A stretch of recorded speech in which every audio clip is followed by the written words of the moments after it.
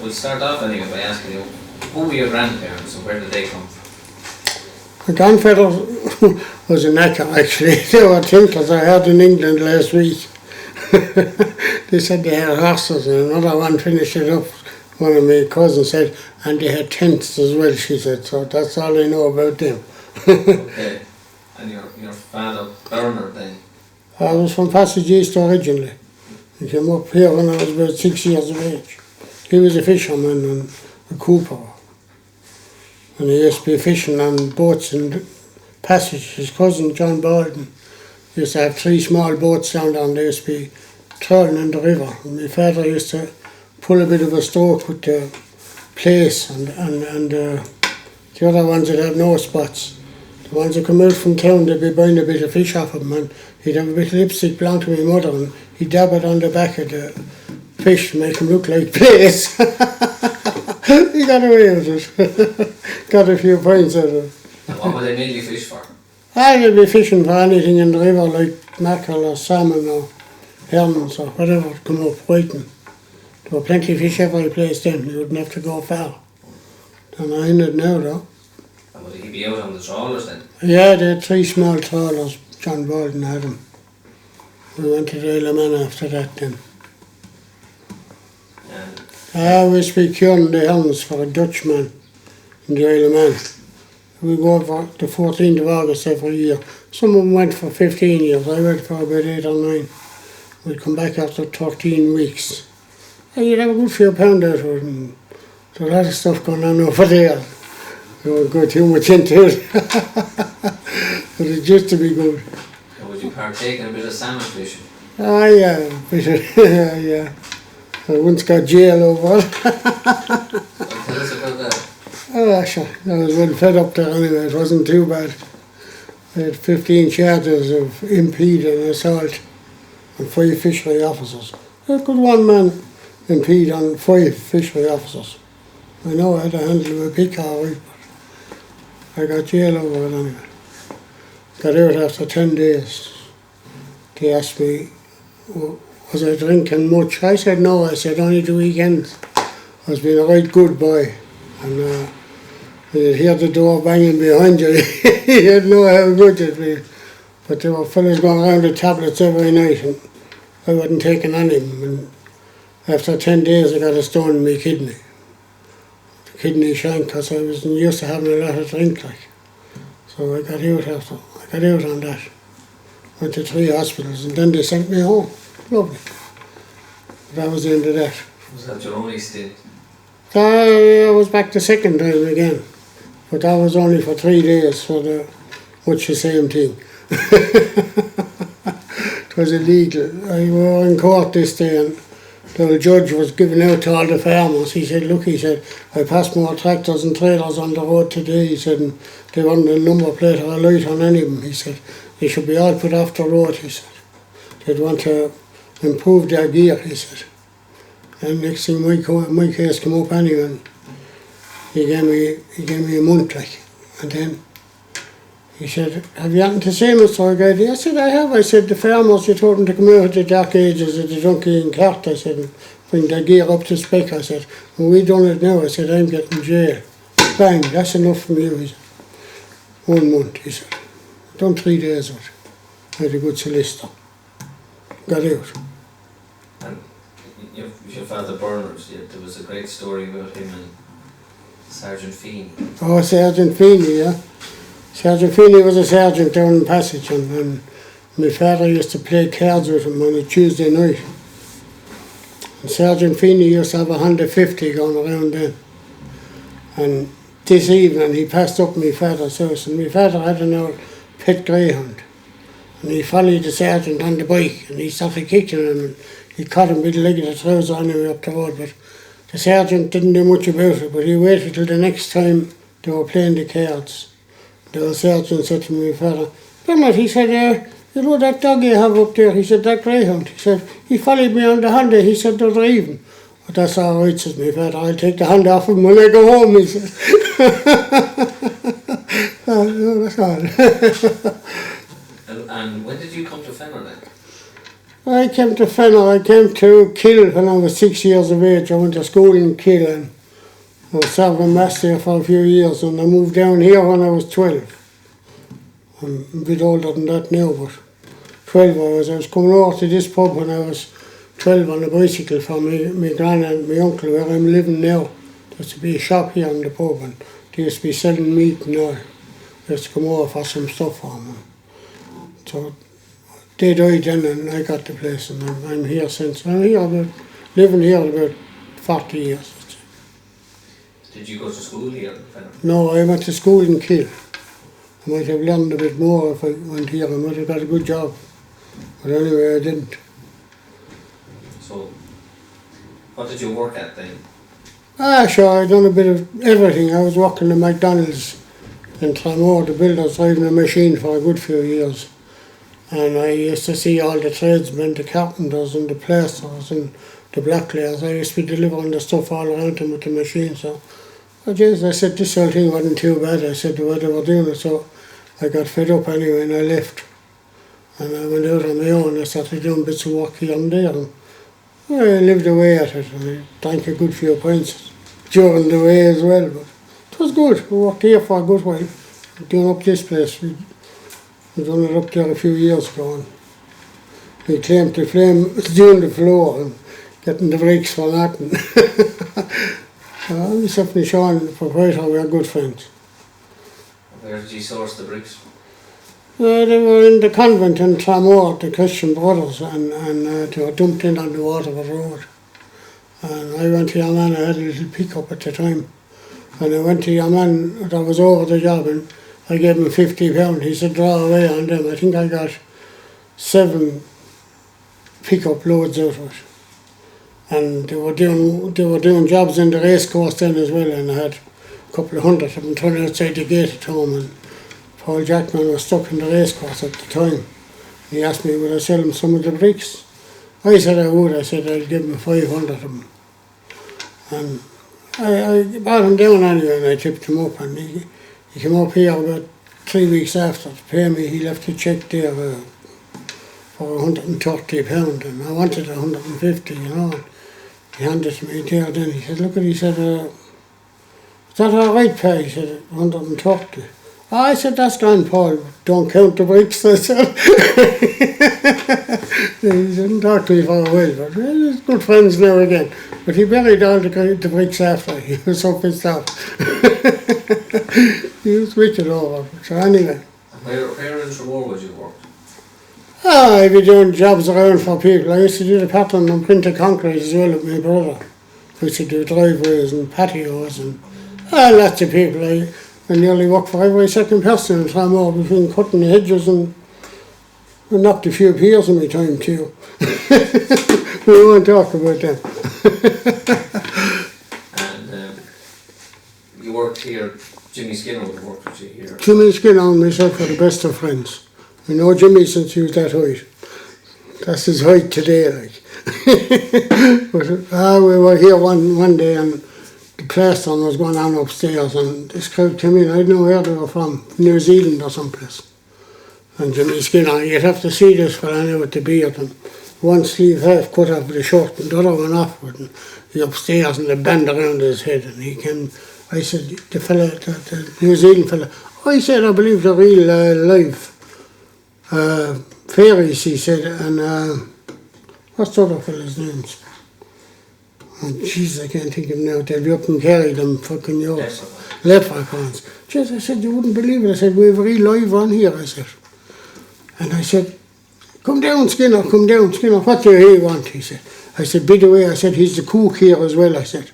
He's all the hardware, he was covered in the hardware and everything. He stuck his head out the door. Well, me man, what's up with you? He said, oh, these people want to meet you. I said, he's the cook as well. They thought his flour was on him, you know, the hardware all stuck to him all over. He came in by and they kissed him and cuddled him and everything. Everyone was pissed going away. It's a right evening now, I'll tell you. They're the camper wagon. Yeah, they were good old times. And would you have frequented any of the pubs in Tramore? Ah, yeah, O'Neill's and the Ritz. I used to live near the Ritz for a while.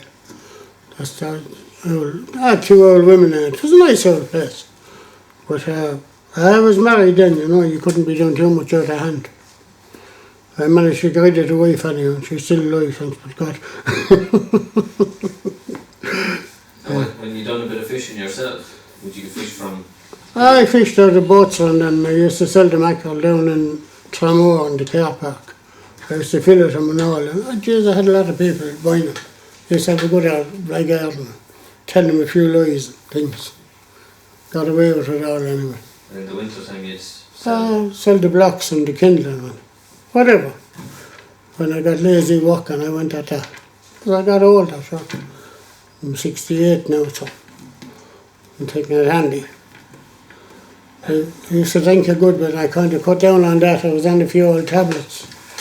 I got an old thing taken out of my head there 5 years ago. I was nearly blind, but it was all right now. I'm getting away without it.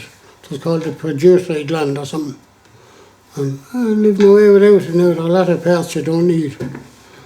And that's it. We were talking to Mickey Cullen earlier, and he said that he worked with you for a while. Can you tell us a bit about that? Oh yeah, we were working up in Mayo and Kerry, Castle Island. We had a few good old times up there. A lot of beer and a lot of stuff like that. And the beer gets scarce then we robbed the wine. So we thought it was wine, but it wasn't. It was coke and I must be drinking fucking vinegar. He said, another old flag. We had good times up there. We used to turn out for work every morning. We used to work 3 days a week until 7 o'clock in the evening.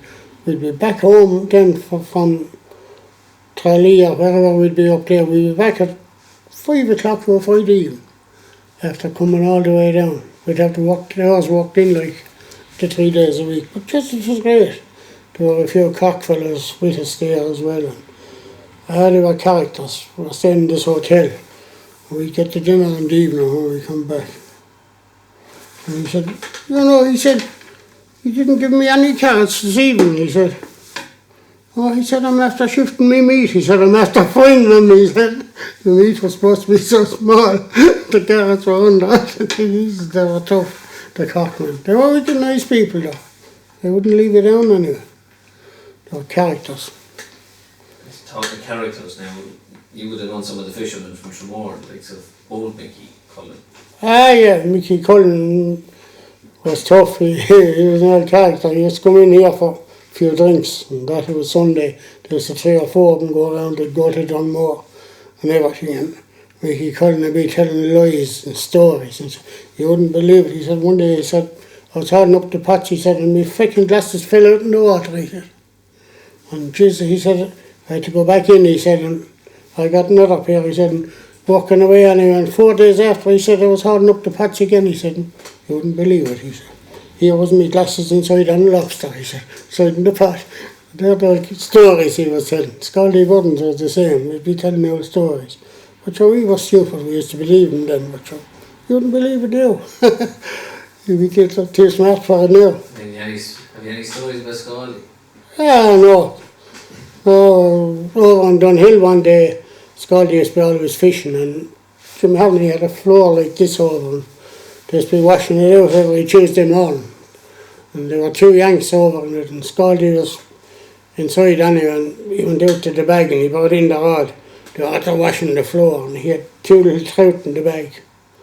And he said to Alice, he said, throw another bucket of water out the door there, he said. The Yanks were there, and he goes winding in. These 2 trout and they splashing on the floor coming in. The boys, you had to catch them outside the door, and he hauling them in on the leg. And Jesus, they were tough. I had a donkey then, I rode them in the pub another day over on it. And they were now yanking at the toilets. They went in, now I'm gone into the toilets, and she didn't know the ass, and myself was gone in at all, but I went up to the counter anyway, they were all flashing cameras. Their last knocked me off. I got up on them again anyway. Going out the door, out the hall, this Yank, she opened the door. She said, oh, mother of Jesus, she said, and she banged out the door again. Just knocked me down my back and walked out over me. I had a big hat on me, but I won't say what happened to the hat.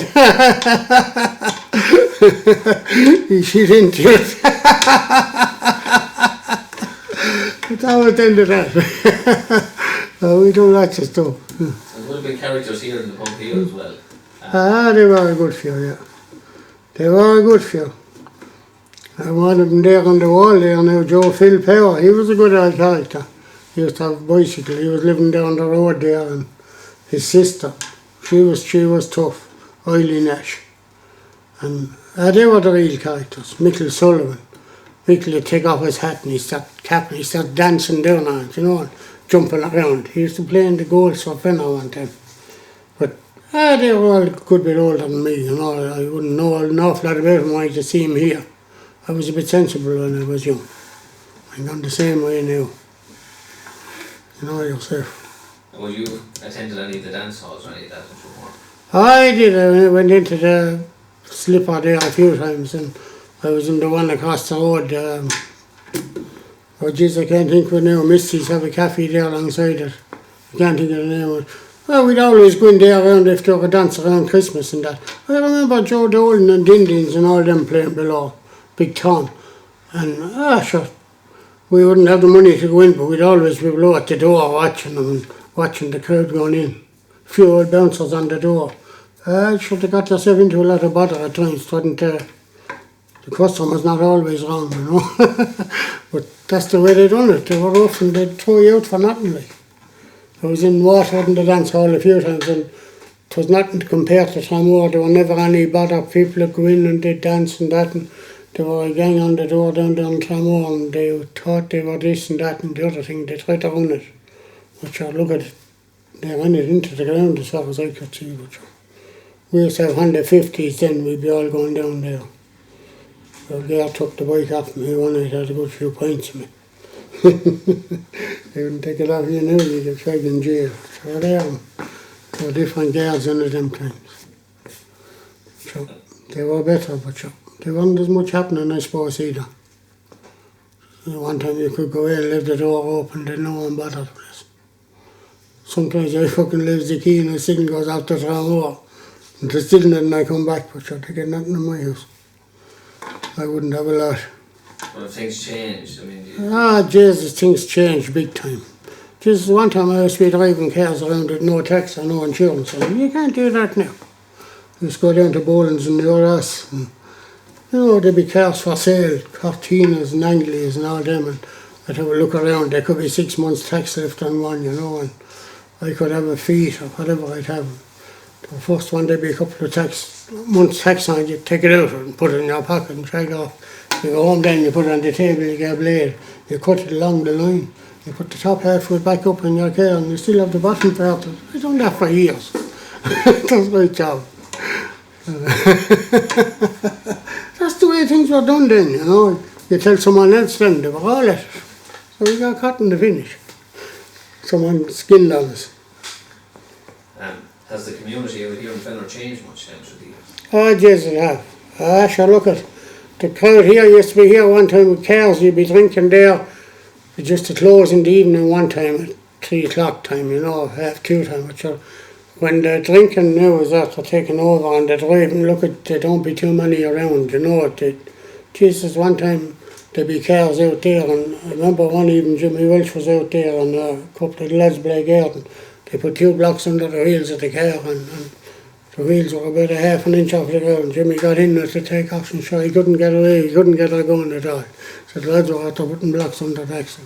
He couldn't get away. But Jesus, they were good old times. The Dave Murphy over there, that man there, his stepbrother or whatever he was to that man, Joe Phil there, they had a couple of acres over there, and they used to have old donkeys and horses and that, but they had a couple of acres set, little half-acre corners. And I remember Jimmy Welch harrowing the corn and covering it with an Austin 7 and a skiock behind it, pulling it around the field with the Austin 7. And that's going back a long ways.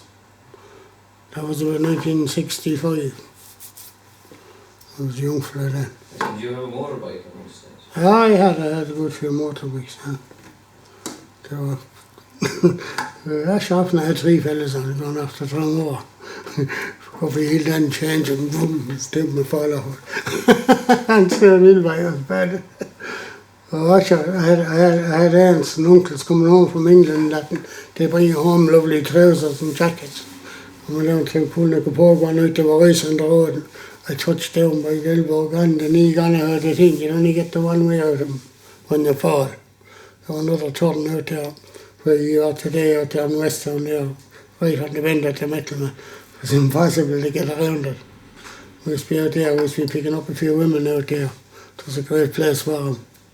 They're like the rabbits now, they're gone scarce.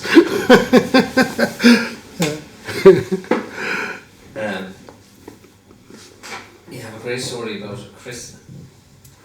Oh yeah. I was living with a different woman there after I got rid of the wife. And we had a child there anyway, and we were living down there at the time. Norman was the name of the son, Norman, he was a nice young fellow. But we came down to get him christened there in Fenner anyway. And they were a young priest there. He was kind of new to the area. And everything was going grand anyway, and he said to me, "Are you married?" he said. Well, I said, but not to each other. Jesus, he didn't know where to look. He didn't know where to look, he didn't know what to say, but he couldn't say anything like, but that was the first of the mistakes, like, now everyone is doing it, you know, but the papers were signed up anyway, and that was always to it. He didn't know where to put his head when I said we were, but not to each other. It was unusual then, it hadn't heard of it, you know. So, Do you remember any of the old businesses that were on the main street, Tramore? lodges and a few more of them. I wouldn't really know a lot of them. Because, so like I said, I was 20 when I moved into Tramore and working in McDonald's. And sure they were, can't think of them now, but sure there were a few. Freddie Fitzgerald was there, he had the taxi service, and Paddy Welsh had the shop below it, and then there were a butcher there across from the chip shop there now, Frank Mooney used to have it. He's from out my side of the country there, Kilsteig, like, and you go on down then. I don't really know much about the lower part of Tramore, but I got to know the people after now, but they're all gone. You know, I'm slipping up the years and knowns to myself now. Would you hang around it in the end? Sure, Jesus, then you should find fellas handy enough. I used to pal around with Sean Smith down in Tramore actually, John Dunn in West Town, and people like that. I used to always have a few bob, you know. We'd go to the Isle of Man fishing and we'd have a good few pound when we come back. Then I'd go on the cod for the winter with fellas from Dunmore, and you'd always have money, like. Money wasn't the problem at all. You'd be fair sick some mornings, so that was the only thing with the drink and that. It wasn't so easy to get up at 4:30 and you'd have 12 or 14 pints the night before, like. I'm sure. We done it, a lot of fellas done it, like. It was a way of living. It's all different now, they're working inside in colleges and down there, soft seats and everything, like, you know. Have you any memories of Rockers Pub? Yeah, Rockers Pub. I remember we used to go over for the crew beans and the ribs and that, and I was on the dart team over there one time. Rockets, we got bet, we had two teams in the final in Tramore Cup, and we were with the team that got beaten it. There were John Condon on it, and just I can't think of the two fellas on it. But Kathleen Rocket and Tony, they were smallish, you know. The till was right high. If you give them a tenner, you could be quarter of an hour waiting for the money. They'd be standing up on their toes and they'd be looking in and they'd be trying to feel the money. They couldn't see it. Jesus, they were tough at the time. So now it's closed. It's gone. Another pub down below Tramore, Clonmert there. That was a great old pub. That's gone as well. We were working in Dunmore there one time, and I used to have their machine, you see. I used to be doing our Nixers every Saturday, and I could get 30 or 40 pounds for doing a couple of hours work with the machine, all sites and that clearing. So I'd come in then to the pub in the evening, and there'd be 5 or 6 of us there working, and I'd throw the money up on the counter and we wouldn't go till it'd be gone. You get a lot of money then for, a lot of drink then for 30 or 40 pounds. We were after doing 3 pubs this day anyway, coming back from Dunmore. And I remember Mickey Fleming now, the Lord of Mercy, and he was buried there a couple of months ago. He was 6 foot 6 or 7, big long. But we're down in Clonmert this day anyway, after having a drink anyway. He noticed that there were 3 dogs up in the air. All the toilets were outside then, you know. And Jesus, and they coming in, then they put the 3 dogs fighting. Your woman ran out and was, God bless you, what are you doing? What are you doing? Your man passing in, and 20 maids or 20 players, 20 after, put his hand in over the counter. He was able to reach with Jesus in. We got the fags there for nothing then, we shagged off down to Tramore.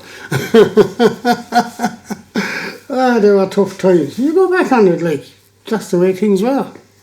There were more of them done then, they got away with it than they are now, but they were only small things, like. Would you remember Neil Driscoll then down in Clonard? That's who was in it at that time. That's who was in it, yeah. And her brother was the relieving officer, as we'll say then. And he used to be going around to the people, he'd be getting the few bob for the children and different things, you know.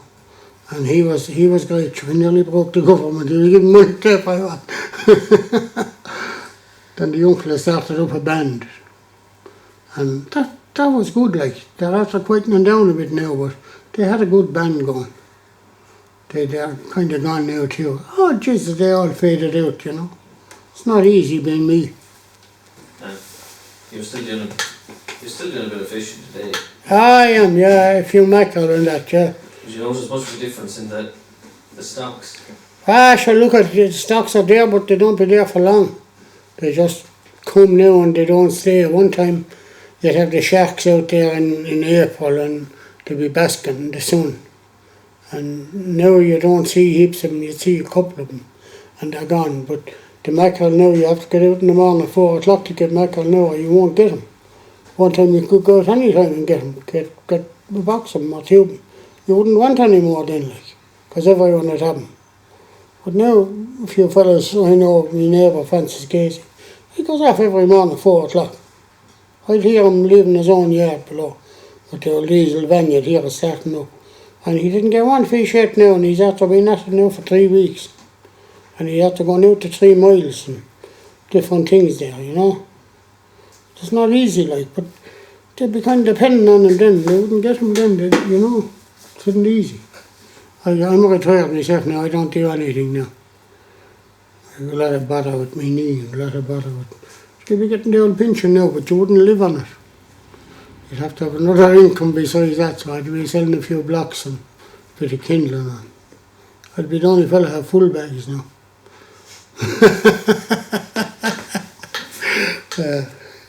And you have a loyal following of customers then in Tramore? Oh, jeez, I would, yeah. Oh.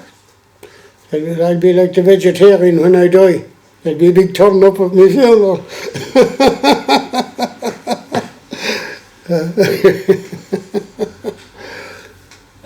When you were revamping and building the pub here, was there many people involved in it? There weren't really. There were about six or seven plaster on plumber and we set and skin on for a black layer there as well. We set and skin on the floors and the fireplace. We done lots of work around it outside and we done lots of building in it too. Just in the middle of it all then, my own young fella got killed actually that man some off a motorbike up there in Kilmurden and we were just putting down the foundation for the other half of the pub. And so it isn't easy. I lost another young fella in the boat and done more, so it's not easy to keep going, you know, you have to be strong. He was on the general lease? He was, yeah. He was the only one who was found actually.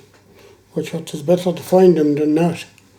I was talking to a journalist down in Anson one day and she said to me, she said, when you lose somebody and they're not found, she said, what do you think about that? I said, I said, when you be down the strand every day, I said, and any kind of a bone the dog would pick up or what, you wouldn't know, I said, whether it's a person or not, I said.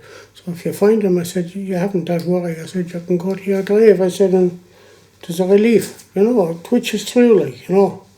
When people don't be got, you don't know, you know. And one of the local musicians wrote a song about that. I did, yeah, John O'Connor, yeah. You wrote a few songs yourself, didn't you? You might sing one before we go. You can't leave me down like that, you know. I'll sit on that chair for a while. What do you think? Yes. So that's a good answer. Yeah, you're at the stump for me now. Oh, gee. So would you have gone to the cinema in Tramore? Oh, jeez, I would, yeah. Mrs. Harewood, oh, Jesus, stop. Bicycles, we used to keep them next door. As often we hadn't our own bike going home, but you were there. We take the best one. There were no problem, no one had good bikes then. Linehan's shop, was it, I think? Just next door to the, take in all the bikes. You give them tuppence or something. I think there's one threepence going to the cinema. Jeez, we used to have a wicked black garden inside it. They started throwing eggs in one night up on top of the ones with the 3 shilling seats. They'd be the hand around ones and all that. We were below fucking black garden, sure, you know. Well, Pat Hutchison used to be on the door. Mrs. Harewood, which was by Paddy Connors, was on it for years on the door. And I gave about 4 years, I'd say, going to the cinema. All the Clint Eastwood films when they came out first. And just we wicked stuff altogether. But then we still went down when we had the Hondas, like. We didn't shift that much, but I was married when I was wicked young. I was only 18 and a half, like. Because of stupidity, but sure, that happens. So that kind of cuts you short, you know. You don't get the full potential after that, like. But I got back into it again after. So that's life, isn't it? You done a bit of working with Skinner, as you said. Yeah. I know you have a few stories you can tell us about that. Myself and Skinner, we done a good few old jobs on my brother with the pattern and printed concrete, you know. And myself and my brother often, we left him inside near Arkeen there one day, doing a bit of a patio. He was doing a little bit of work, putting up screeds and that, and a bit of raking, and we were gone looking at another job. He came back anyway, we heard this dee-da, dee-da, dee-da. Here was the ambulance in the fire brigade above. Oh, what the fuck has gone wrong there? What's he after doing? The woman gone off and she was after leaving the chip pan on. And there was Skinner on the outside and he looking on in the window and he couldn't do anything about it. Could not believe it. I said, what the fuck is he after doing now? I said, we're out in Ballybeg another evening, we were digging up concrete to put down the coloured stuff on it. And there were 6 or 7 houses in a row. There were small chisels, but in the Kango for Skinner, you know, he was near to the ground with it, you know. Jesus, this fellow anyway went to make tea at 4 o'clock in the evening, he had no power. The man was after going through the cable with the fucking thing anyway. This fellow anyway came out to fix it at 5 o'clock in the evening. All right, contrary fellow from DSB. Dug it out and he put the shock like a tennis ball, kept wrapping stuff around it and everything. The lad said to me after, did the hair stand up on Skinner's beard when he went through the cable? I said, they didn't, I said, but it was up my fucking brother's head when he got the bill, I said. Oh, Jesus, I tell you, the laugh we had working, it was a laugh every day. That's how we flew through it, and we no bother. We always had plenty money out of it, you know. We were happy. And, yeah, it was good. You wouldn't do it now. Jesus, it's more safety now. You nearly want to say for the helmet on, you're now getting out of the bed. It's wicked. Jesus, it was wicked now. I'd had the jobs, price of jobs through sky high. Between scaffolding and gear on you, and Jesus, it's unreal. Fellas, you know, now we're going around, getting ready. Then see the fellas on the council. They fucking van driving on my own. They don't get out for only for an hour and a half before dinner and after dinner, like. Fucking waste, and they're passing over potholes and they wouldn't throw a bit of stuff in. It was ridiculous now. I used to top man voting one time, I think now I don't know who to go for. I used to put up posters one time and I used to take down other fellas' posters and have a bit of a, you know. But I done it for years actually, putting up posters.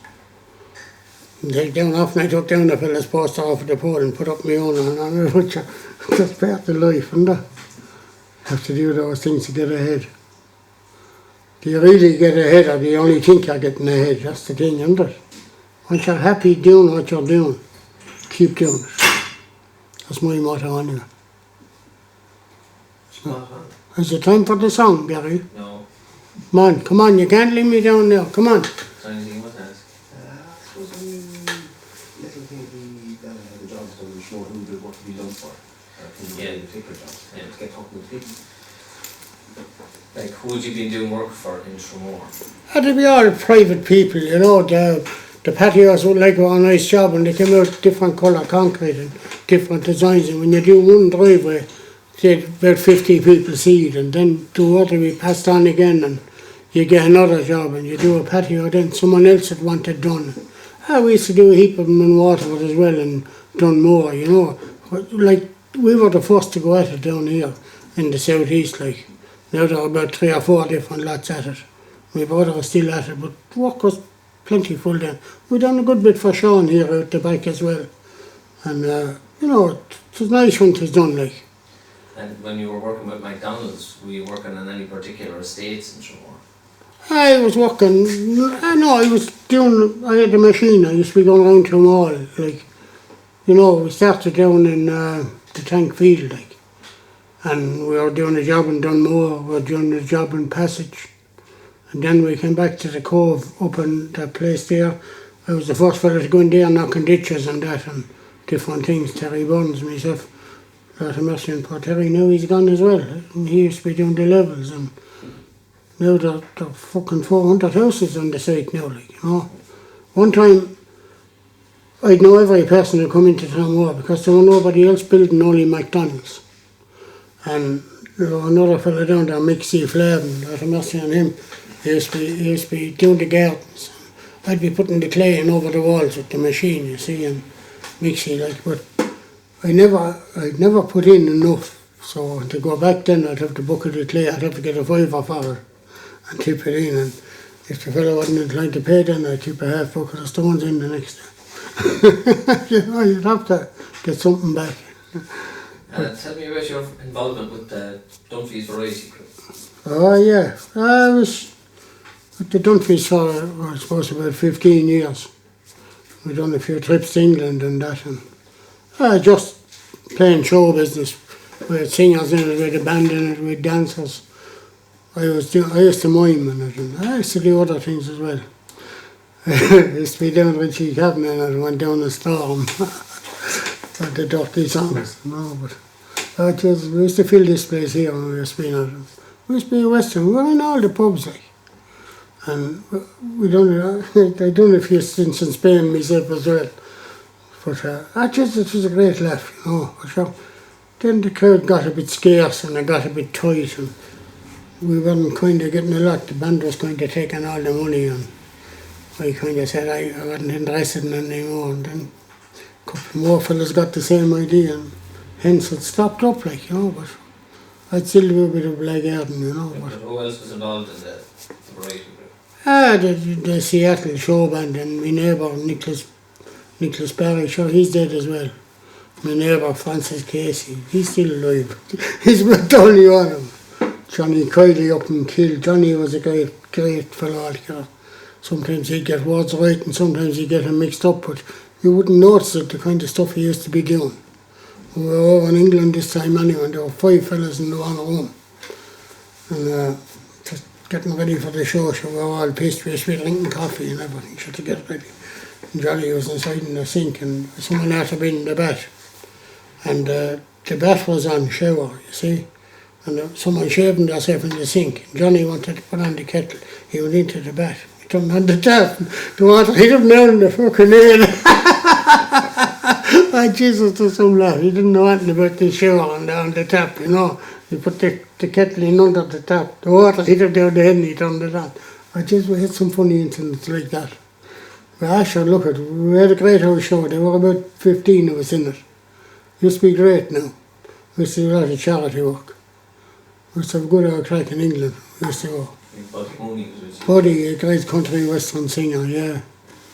And Bernard Casey, Francis' brother, he was great. They were great doing sketches, short sketches, you know.